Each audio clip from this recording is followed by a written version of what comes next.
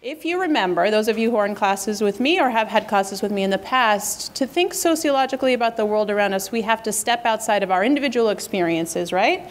Start thinking about some of the larger forces, the larger inequalities, the larger institutions at work in our own lives. And the way that we look at these institutions, inequalities, and forces is very specific to our discipline as well, right? We look at them scientifically. We use data. We analyze that data to understand our world. So we have the advantage today of benefiting from my old graduate school social network. We also have talked about networks, right? And learning a lot from Dr. Carrie Chandra. And Dr. Chandra is a professor of sociology at Stony Brook University. I know many of you might have Stony Brook on your radar, so she's someone good to know for you there. But she is also a scholar, a developing scholar in the field of disability studies, in the field of the sociology of disability. So she's going to talk to us today about her work, about her analysis of an important data set that reveals to us a lot about the experiences of young people in the United States with disabilities. So I ask you to help me welcome her here to Queensborough and to give her your undivided attention for the next 40 minutes or so. We'll have questions and time for comments at the end of her talk, okay?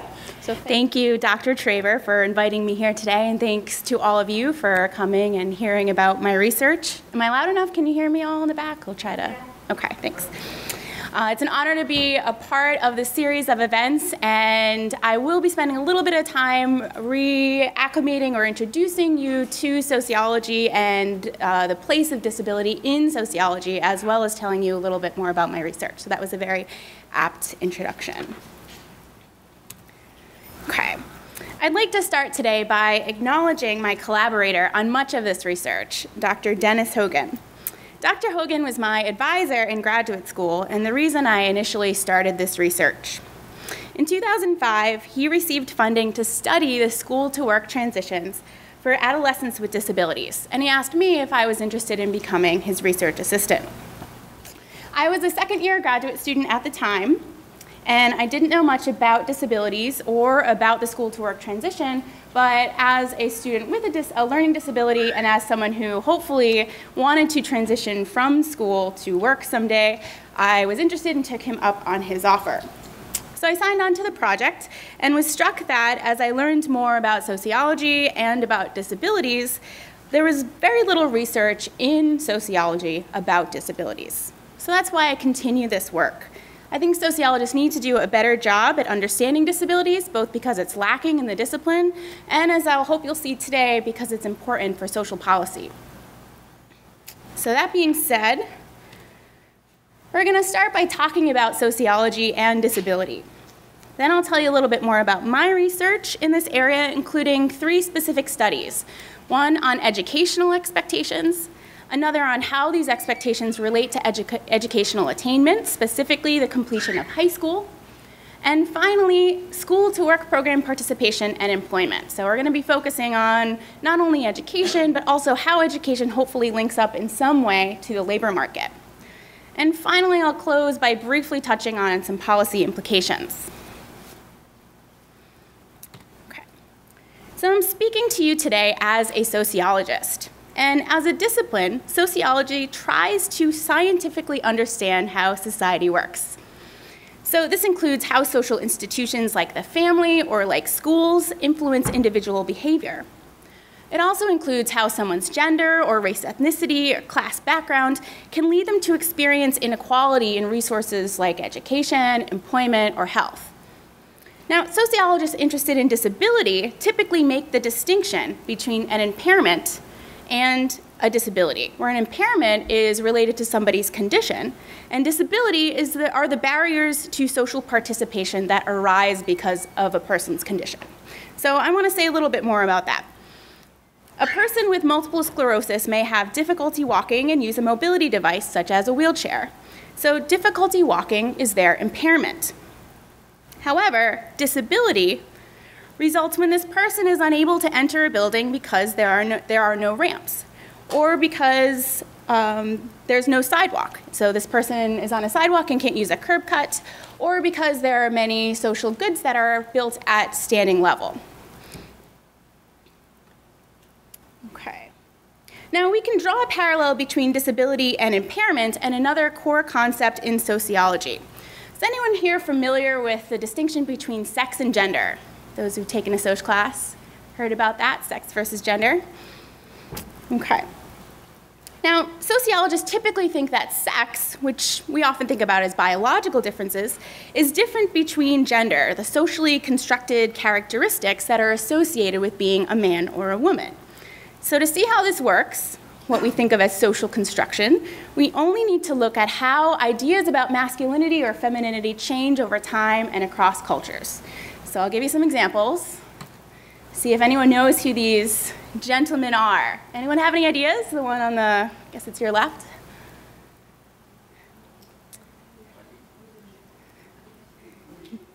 It's not that obvious. This is Franklin Delano Roosevelt.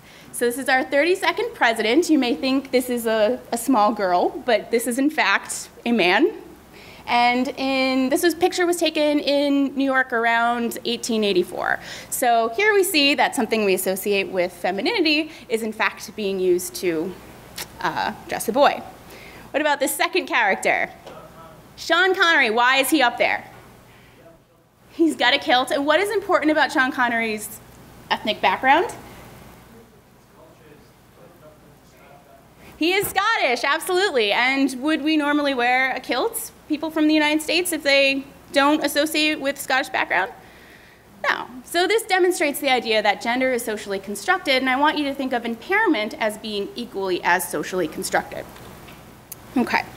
So while we can think of conditions as being cognitive, physical, sensory, or any other sort of limitation, many sociologists argue that what is disabling is socially constructed. So access to this building, or access to the sidewalk, or this baby changing table, or to a locker does not need to be disabling. It does not need to be unequal. Thus, because disability emerges in the interaction between a person and their environment, a condition that is disabling in one context may not be disabling in another context.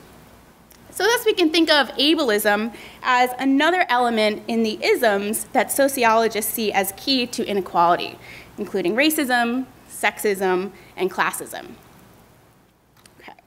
Now, despite the fact that an estimated 56 million people in the US have a disability, including 8 million who are under 21, the study of disability is largely lacking from mainstream sociology. So I'll give you a few examples. How many have taken an intro sociology course? Okay, good number. Now, if you think back to the material in your textbook, she's watching y'all. Think about whether or not that textbook, maybe not the curriculum, included a discussion of disability. And if so, where was that discussion, and how extensive was it, and how did it portray disability?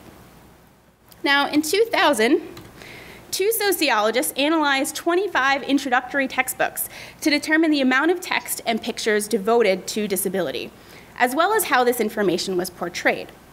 And what they found might surprise you. Of the total number of 15,000 textbook pages, 80 pages, or approximately 0.5%, contain disability-related information. Most textbooks that did mention disability included limited material as separate text that was not integrated with content on race, class, gender, or age, all of which might affect the lived experiences of individuals with disabilities. They found 50 photographs representing people with disabilities, almost 60% of which depicted someone in a wheelchair. So not only were the pictures not representative of the diversity of types of disabilities, people were portrayed engaged in a limited number of activities. So we got a very narrow definition of what it means to be someone living with a disability in the United States. And this is in a sociology textbook. Now, these findings led the authors to conclude that the portrayal of disability is predominantly at the beginning stage of inclusiveness. Now, what gets taught in an introductory sociology curriculum is important because it's typically intended to provide students with an overview of the field. But the discipline of sociology also lacks a focus on disability. So to convince you more, I'll show you some more examples. The American Sociological Association, which is our professional association as sociologists, has sections that represent its members' interests. So this table gives you 4 names of sections, And here we see the year that they were formed.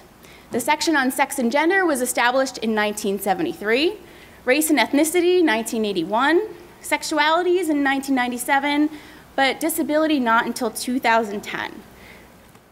Furthermore, these other sections have between nearly twice as many and 4 times as many members. So sociologists as a whole are kind of lacking in their interest in sociology. And it's not only the number of people, but it's also their research productivity. So one more slide to convince you that sociology still has a long way to go in addressing this lack of understanding. Here we have research publications in the American Sociological Review. And here what I've done is I've searched from 1936 on all articles that include disability in the title, the abstract, the keyword, or the subject, so kind of what tells you what's in the article and what the article represents, what sort of research it is. And I only found 17 articles from 1936 to today. Not only that, we see that those articles are primarily in the 1960s and 1970s, so we're not doing as well as we were before. There seems to be a waning interest versus an increasing interest. Okay, so why am I telling you all this? Why am I giving you a background in sociology and disability and the discipline of sociology? Why should you care? The first is that people with disabilities comprise 19% of the population of the United States. 19%.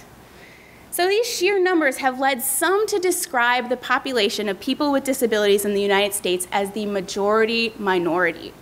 So to put things in perspective versus other commonly discussed groups that experience inequality, this is more than the percentage of people who are foreign-born, which is 12.8%, more than people who report being of Hispanic or Latino origin, which is 17%, and more than the 14% of people who are living below the poverty line. Now, clearly, people aren't mutually exclusive and we can't fit them in separate boxes, but there are a substantial number of people with disabilities in the US, yet we seldom hear disability being discussed like these other topics.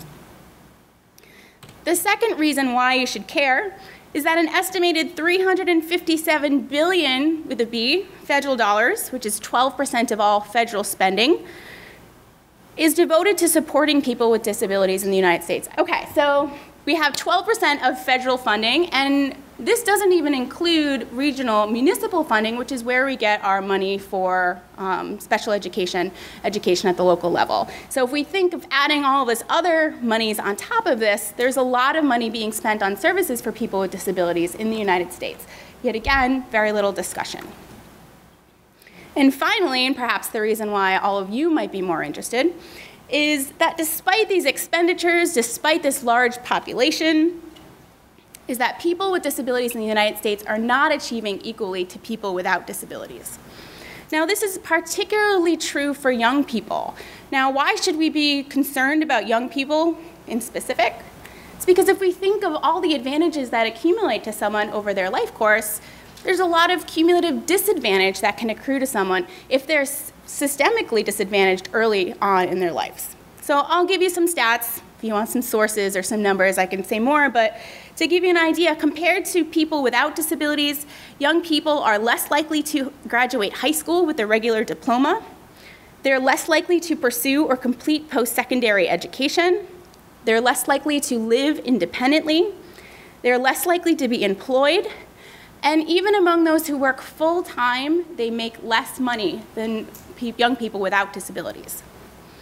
Furthermore, according to a national study of youth with disabilities, many youth set high transition goals, but don't report receiving transition services. And if they do receive transition services, they're not congruent with what the youth themselves wants to achieve. So perhaps as a result, oftentimes the survey suggests we don't see youth meeting their own goals. Now, I'm not sharing this with you because I want to paint a grim picture of growing up with a disability in the United States. I'm sharing it with you because there are many social institutions that I think, and many others think, need to do better. And without understanding how people with disabilities can succeed in these areas, we can't begin to understand the holes in our disability system. And we can't begin to understand how young people with disabilities can achieve more equally to those without disabilities. So this is where I'm trying to contribute with my research. Okay. So all three of the studies that I'm going to be telling you about today come from the same data source, and it's called the National Longitudinal Survey of Youth 1997. Now, this is a nationally representative sample of the non-institutional population of young people in the United States. What does this mean? This basically means that these 9,000 people that they chose to be a part of the survey were chosen in a way such that it represents the population of all young people. So it's a useful tool. If we can understand what's going on in the survey, we can say something about the population of kids at large.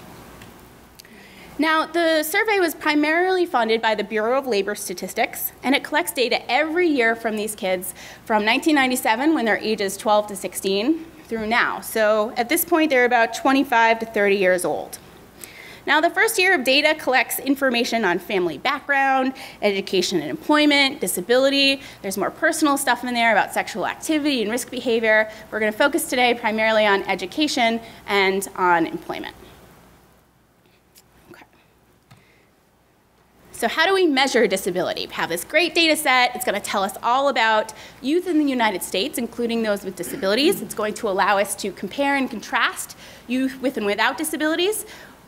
We have this understanding of what an impairment is, what a disability is. It's very hard to get that in a survey, but we can do our best using the information that we have available to us. So the information comes from 4 questions. Now, not all of this terminology is what is the correct or the considered most appropriate way to refer to people with disabilities, but this is what the people in the survey were asked. So if it sounds offensive to you, you're probably not alone. Okay, so youth or their parents were asked if they have a learning or emotional problem that limits daily activities, a sensory limitation in seeing, hearing, or speaking, a physical limitation including missing or deformed body parts, or a chronic health condition. Now, what's important to note about here is that a lot of these revolve around limitations. So things that you find difficult to do because of a condition. So in that way, we can kind of get at this idea of having a disability and not just a condition. And if the youth responds that they have any of these sorts of conditions, they're then asked, how much are you limited? Are you currently limited? Are you limited a little? Are you limited a lot? So we can thus make 2 different definitions of what disability means, according to type of condition, learning or emotional, sensory, physical, or chronic health, and we can also assess how limited a youth is because of that condition. Okay, so what do these numbers look like? This slide shows a bar graph depicting the percentage of the sample that reports a disability in the first year of the survey. So our vertical axis corresponds to the percentage of the sample, so going from 0 to 35. The horizontal axis shows prevalence of disability by 3 definitions. Any reported disability. Do you have any condition at the point of the survey or previous? The severity of the limitations, so past, currently limited a little, or currently limited a lot, and type of condition. The green bar indicates that roughly 30% of youth have any reported disability. So this is about 2,300 individuals in the sample, so it's a pretty sizable chunk.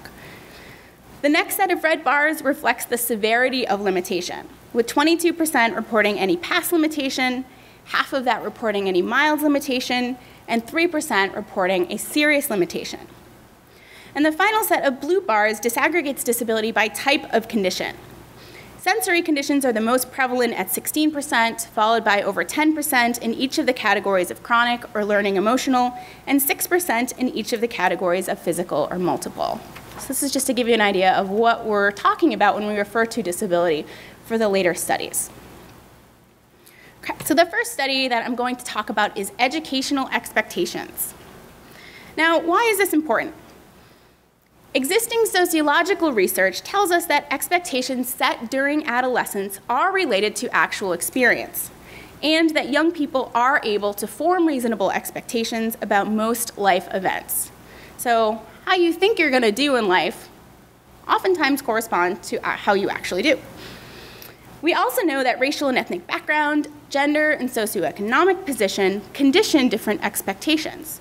and reflects youth perceptions of discrimination and limited opportunities. So oftentimes if we think of people being in one sort of minority group, membership in that group is associated with lower expectations. Why?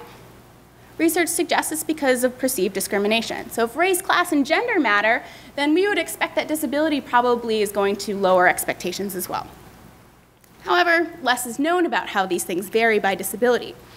But this is important to consider in transition planning programs, not only to help kids with disabilities determine what they want to do with their lives, but also to design interventions to help them meet those expectations. So I look at a variety of outcomes, but today we're going to focus on education. And we're going to look specifically at the research question, do expectations about receiving a high school diploma vary by disability? Okay, so this is our specific research question that we're going to be analyzing. All right.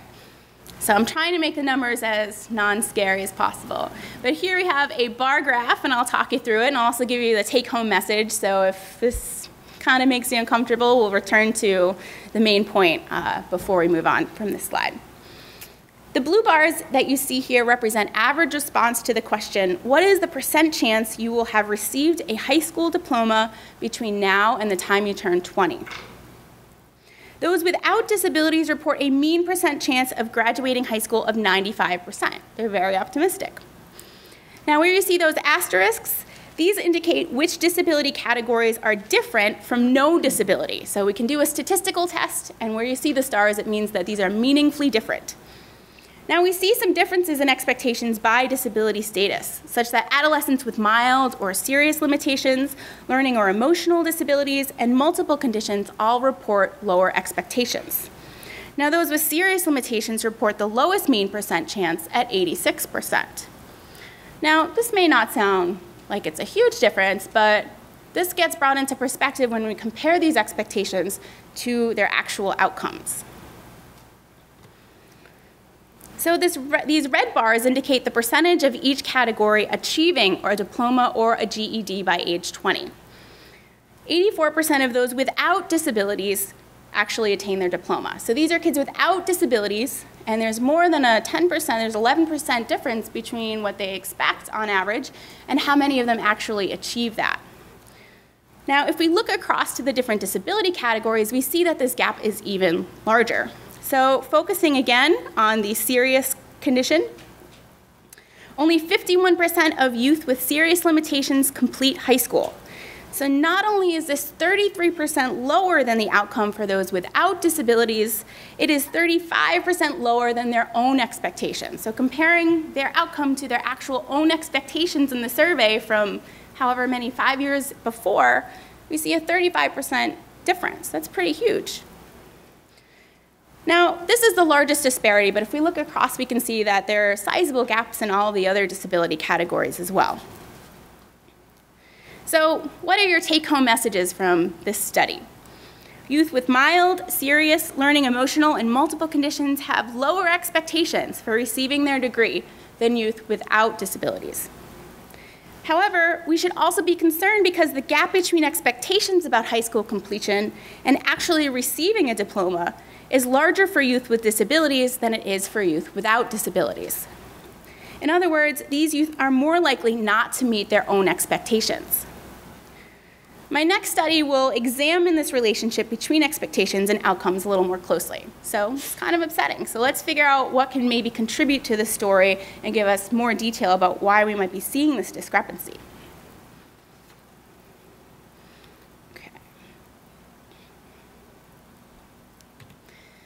So study number 2. In this study, I'm exploring what predicts expectations about receiving a high school degree. So we know that disability is important, but what else? What other factors might actually contribute to someone lowering or raising the expectations they have? Yeah. Maybe something like a family issue, a family problem that may cause your focus not to be in the academic area that causes your grades to go down. That is exactly what a lot of sociologists say, that family is very important. I'm not going to put up all of the family variables, but we're going to see one in a second. So that's exactly correct. We can measure family involvement, and that is one of the things that's going to affect how kids perceive their own expectation. Okay, so we have grades, we have remedial education, we have absences, repeated school year, parent involvement, percent of peers going to college. So it may be that the disability itself is not really what's causing kids to lower their expectations, but the fact that all of these other characteristics are oftentimes associated with lower school performance, kids with disabilities usually have a harder time. If they have a health condition, they may have higher absences or they may see lower grades. So maybe those are the things that are driving that relationship and not disability itself. Next, I'm going to use this information to say, okay, it's good to understand expectations, but does this actually matter in comparison with these other educational characteristics for actual attainment? So we want to understand expectations on one hand. We have some evidence that expectations matter for attainment. What else might be trying to explain that information? Is it school characteristics? Is it academic achievement? Okay, now I'm going to use a technique called multiple regression, which sounds very scary, but you're going to see a table in the next slide, and there aren't going to be any numbers. But just to give you an idea of what this technique does, it's a statistical method that allows me to consider multiple characteristics. So not just the two characteristics we looked at in the last slide. So in other words, we can compare disability to these educational characteristics, and we can see how they affect the outcome, like educational attainment. Now, this approach is also advantageous because it allows us to determine what is more important. So if, in fact, these educational characteristics explain away this disability effect, then this scientific test, will allow us to reach that conclusion. Just making sure you're all paying attention. Okay, everyone with me so far? We're doing okay? All right. Okay, so here we have our table with no numbers. What do we see here? Now, again, we're focusing on the outcome that the kid thinks they will the percentage chance they will graduate high school by age 20. So this table shows our educational and disability characteristics in the first column and plus or minus signs in the second column. So our third row tells us with the plus sign that kids with higher grades have higher expectations that they'll graduate. So do kids whose parents are more involved in their education, and kids who have more peers who plan to attend college. The negative sign tells us that kids in remedial education have lower expectations, as do kids who have more absences and who repeat a school year. Sounds like common sense, right? Here we have a tool that actually allows us to test this empirically using statistics. So now we have some evidence to support our perhaps anecdotal hunch that this might be happening. Now, what's really important when we do this analysis is that after we consider all these other educational characteristics, disability no longer has an effect on educational expectations. So in other words, disability is explained by these other factors. Now this is interesting, but we don't stop here. We want to understand how other expectations might also be affected. So we look at parental expectations.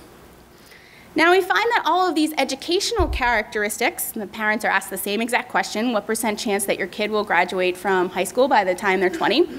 All these educational characteristics have the same effect. So it's giving an idea of how these mechanisms might work.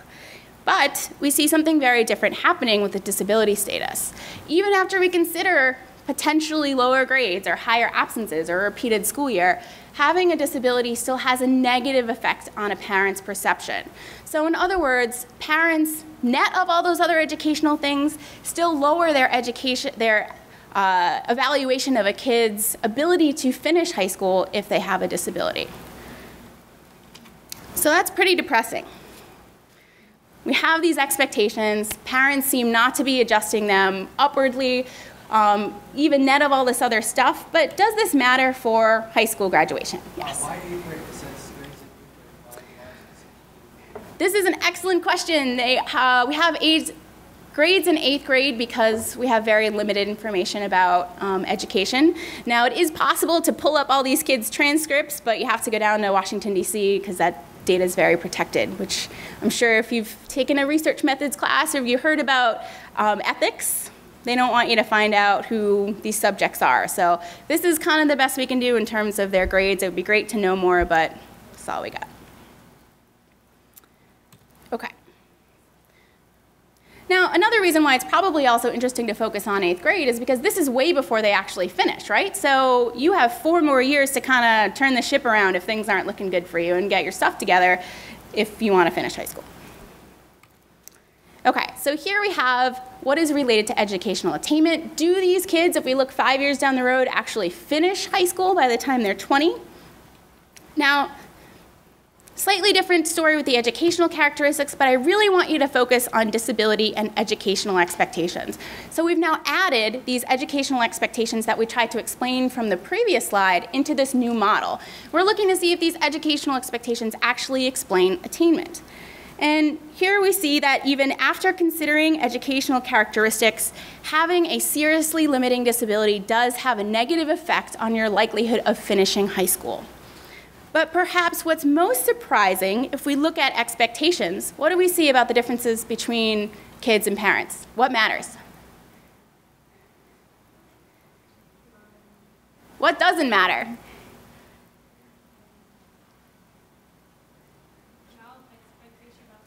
Yes, child expectations about themselves. So basically what we're seeing is that it's the parents' expectations that are playing the primary driving force in affecting whether or not a kid will graduate from high school. So the more highly your parent evaluates your ability to finish high school, the more likely you actually do.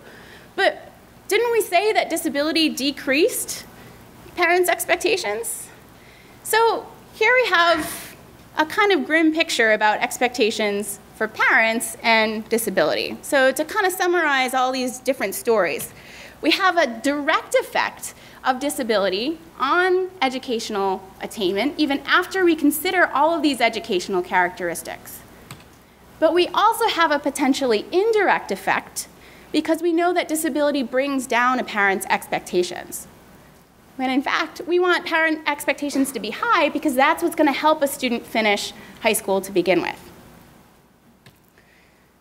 So to summarize and give you the take-home message, after we consider these educational characteristics, disability does not reduce educational expectations for kids. We saw there was no effect. Disability does reduce educational expectation for parents. We saw that there were negative signs, that first table that I showed you.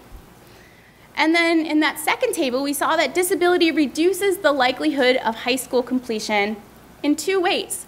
Directly, because we saw that negative sign after serious disability, and also indirectly because we saw that parent expectation matters. And if a kid's disability is bringing down that expectation, then it's going to work indirectly on affecting their attainment. Does that make sense? Yeah. Sorta. So take-home message, parents' expectations are very important, and we see that kids with disabilities, their parents don't evaluate them as favorably as kids without disabilities. Okay, so let me do it on time. I've been talking primarily about education and what kids do in school, but it's also important to consider how school might be a mechanism for linking to the labor market. So we're going to switch gears a little bit and talk a little bit about the school-to-work transition. Now, what do I mean by the school-to-work transition? It's basically the process through which kids leave education, high school or college, and enter the labor market full-time. So it's kind of a simplistic definition, but that's what we mean when we talk about this. So for adolescents in the United States, relative to other industrialized countries, the transition from student to worker is highly unstandardized.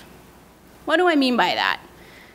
Well, a high school diploma typically has little occupational relevance in the United States. So as a result, with few exceptions, the work-related skill set that a student has when they graduate from high school is usually limited to the general credentials that they obtain while they're enrolled. Right? So you don't emerge from high school and have an HVAC certificate and then you can go in the job market the day after graduation and get yourself a job. That's typically not how, unfortunately, high school works here. But it does work in other countries just like that. Well, it's up for debate whether or not it's unfortunate, but. Okay, now why is this especially important for youth with disabilities? Well, we saw how a disproportionate percentage of them leave high school and neither work or continue their education, although they had transition plans to the contrary. So they expected to finish, but they didn't.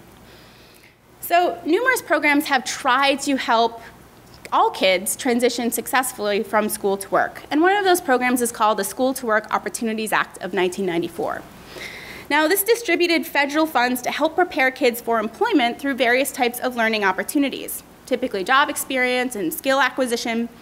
Now, funding is no longer active for this particular policy, but it established many of these school-to-work programs that are currently in operation today. And recently, President Obama has kind of returned to this focus on these linking mechanisms and brought an increasing emphasis to supporting them to try and get kids back into the labor force. Because kids in the 19 to 24 age range have some of the highest levels of unemployment for all workers. So a lot of these, there's a return to a lot of these programs and an emphasis on how they might be effective in linking both school and work. Okay, so this last study that I'm going to tell you about asks, does participation in these school-to-work programs in high school increase employment among youth with disabilities?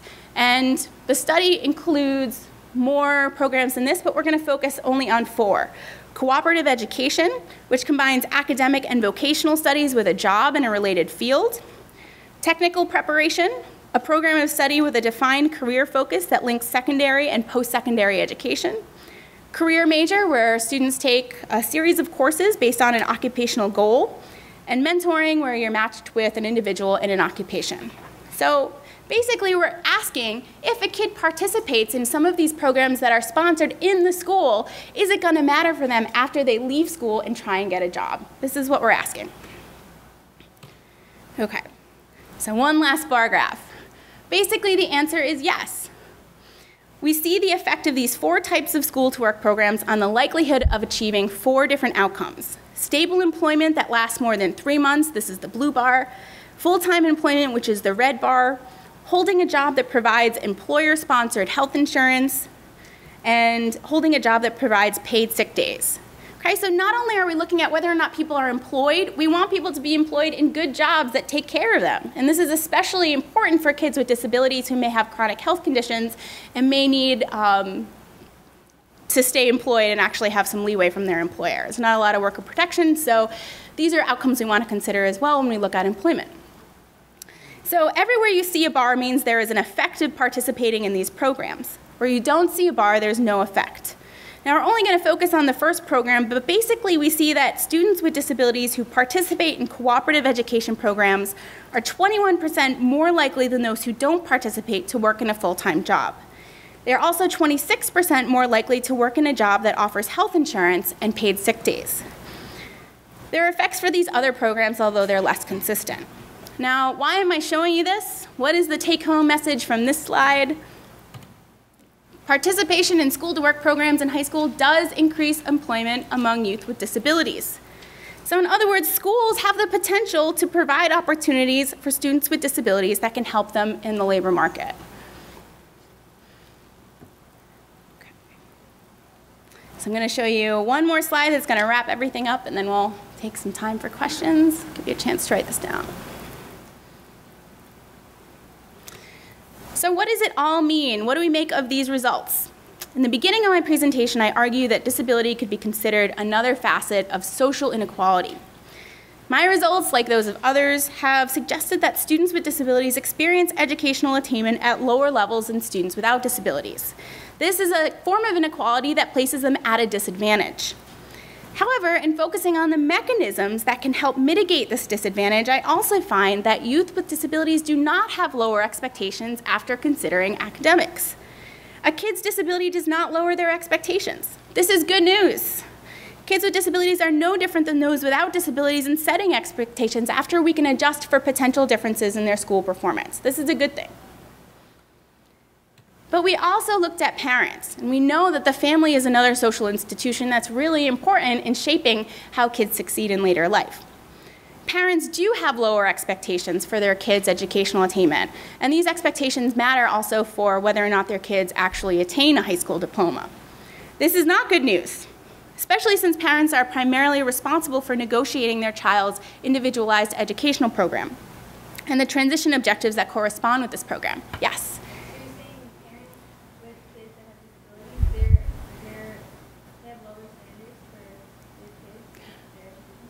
Not lower standards, lower expectations than parents of kids without disabilities. So, yeah. What do they want best for the kids? Well,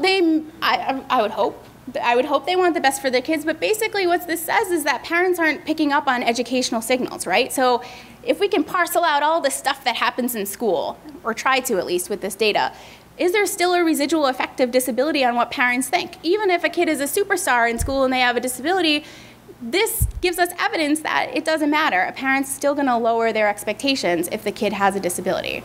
So, not the greatest news, but it does give us an opportunity to focus on that as an intervention. And parents are typically those that work with an IEP, if those are familiar with individualized education plans. So we need to have parents evaluate their kids' potential more positively if we're going to hope to maybe potentially increase attainment. My question is, like, if the student has a disability, but this person is self-motivated, would it have an effect on the parent's expectation? Would they be affected by that, by that expectation? If the disabled student is still motivated to do well? It's hard to get at motivation, but basically what this technique does is it says if you have straight A's, if you go to school every day, if you, what else was it? If you're never absent, if you never skip a year, even if you are the model student and you have a disability, on average, your parent is still going to evaluate your potential to graduate high school less favorably. So but it's good that we're talking about it, and we need to understand what these mechanisms are. We don't see that effect for kids. It is happening with the parents. Now, moving on to schools, because I know we need to wrap up. Schools can also do a better job for kids with disabilities. We see that offering school-to-work programs like cooperative education can help kids with disabilities achieve in the labor market. Unfortunately, these programs are not universal, and they're often not a funding priority given the increasing focus on testing and accountability. Okay, so my take home here is that the family as an institution has a role to play in better supporting kids with disabilities. Schools as a social institution have the same responsibility. Now, there's a lot of other facets to understanding the transition to adulthood for kids with disabilities. And I can't speak to the plurality of experiences and challenges faced by these youth or the multiple points at which we can intervene. Here we just kind of focused on what happens after high school and when they get into the labor market. But I do hope that what I've said has made you think about how different ways in which various parts of society can be made less disabling. And I hope you're somewhat convinced that recognizing how these barriers to achievement among kids with disabilities is a good place to start. So we can start talking about them. We can not stigmatize having a disability, but realize that there's often disadvantage, but it can be overcome. So look forward to your questions.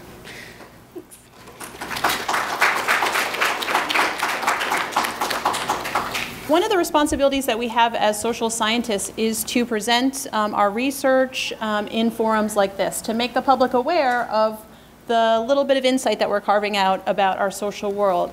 Dr. Chandra has also, in addition to having presented this content to us today and presented it at national conferences, she's also published this research in a variety of social science journals. The Journal of Adolescence, Child Indicators Research, Disability and Health Journal, the Journal of Vocational Rehabilitation, and the International Journal of Disability Development and Education. So if you're interested in this topic and her work, you can certainly speak to her now. We invite your questions, but also look her up. Google Scholar, look her up on JSTOR. We pay a lot of money at CUNY for all the different journal resources that you have available to you. And you can read about her research. It's published research, and obviously very relevant to many of the communities that we all run in our neighborhoods. So I invite any questions that you have for Carrie now.